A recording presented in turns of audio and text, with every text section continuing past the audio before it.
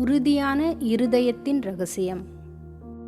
ஒரு குளிர்கால இரவில் கலிலி ரிச் என்ற ஊரில் ஈத்தன் என்ற இளைஞன் சமீபத்தில் தன் இதயத்தை கடவுளிடம் ஒப்படைத்திருந்தான். அவன் மிகுந்த ஆவலுடன் இருந்தான்.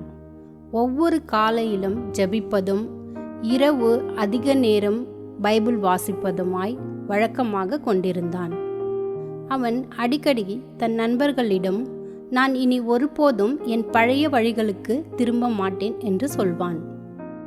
ஆனால் வாரங்கள் செல்ல செல்ல வாழ்க்கை பிஸியானது, வேலை அழுத்தமானது. ஈத்தன் பிறகு ஜெபிப்பேன் என்று கூறி ஜெபத்தை தவிர்க்க ஆரம்பித்தான். விரைவில் அந்த பிறகு என்பது இல்லவே இல்லை என்றானது. தான் வெற்றி கண்டு விட்டதாக நினைத்த கோபம், பொறாமை மற்றும் பொறுமையின்மை போன்ற சோதனைகள் மெதுவாக அவன் வாழ்க்கையில் மீண்டும் வரத் தொடங்கின. அவன் அதை முதலில் கவனிக்கவில்லை. ஆனால் அவனுடைய அமைதி குறையத் தொடங்கியது. ஒரு மாலை வேளையில் ஈத்தனின் வழிகாட்டியான பாஸ்டர் ஜோயல் அவனை சந்திக்க வந்தார். ஈத்தனின் சோர்வான கண்களையும் கலங்கிய இருதயத்தையும் கண்டு அவர் மென்மையாக கேட்டார், ஈத்தன், கடைசியாக எப்பொழுது நீ உண்மையாக ஜெபித்தாய்? ஈத்தன் பெருமூச்சு விட்டான். எனக்கு இன்னும் நம்பிக்கை இருக்கிறது பாஸ்டர். நான் சமீப காலமாக மிகவும் சோர்வாக இருக்கிறேன். என் இதயம் சரியாக செய்ய விரும்புகிறது, ஆனால் நான் தோல்வி அடைந்து கொண்டே இருக்கிறேன். பாஸ்டர் புன்னகையுடன் சொன்னார், இயேசு ஒரு முறை தம் சீஷர்களிடம் சொன்னார், சோதனையில் விழாதபடிக்கு விழித்திருந்து ஜெபம் பண்ணுங்கள். ஆவி உற்சாகம் உள்ளது, மாம்சமோ பலவீனம் உள்ளது.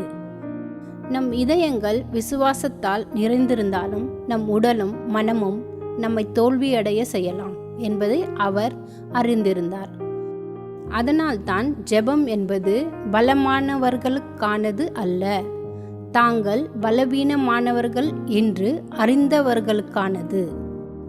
அன்று இரவு ஈத்தன் மீண்டும் தன் படுக்கை அருகே முழங்காலிட்டு மெதுவாக ஜெபித்தான். ஆண்டவரே, நான் சோர்வாக உணரும்போது உமது சித்தத்திற்கு என்னை விழித்திருக்க செய்யும். நான் பலவீனமாக இருக்கும் இடத்தில் என்னை பலப்படுத்தும். காலப்போக்கில் அவன் இதயம் மீண்டும் சீரானது. அவன் முழுமையாக மாறவில்லை, ஆனால் அவன் ஒரு இரகசியத்தை கற்றுக்கொண்டான். தான் பலமாக இருக்கும்போது மட்டுமல்ல, குறிப்பாக பலவீனமாக இருக்கும்போது ஜெபிக்க வேண்டும் என்பதை அறிந்தான். பாடம்: நீங்கள் விழும்போது விசுவாசம் தேற்றப்படுவதில்லை. நீங்கள் ஜெபிப்பதை நிறுத்தும் போதுதான் அது மங்கி போகிறது. ஆவியில் விழித்திருங்கள், தினமும் விழித்திருந்து ஜெபியுங்கள். ஏனெனில் இதயம் உற்சாகமாக இருக்கலாம், ஆனால் கடவுளின் பலம் மட்டுமே நம்மை உறுதியாக நிற்க வைக்கும். நீங்கள் சோதனைக்கு உட்படாத படிக்கு விழித்திருந்து ஜெபம் பண்ணுங்கள். ஆவி உற்சாகம் உள்ளது தான், மாம்சமோ பலவீனம் உள்ளது என்றார். மத்தேயு 26:41.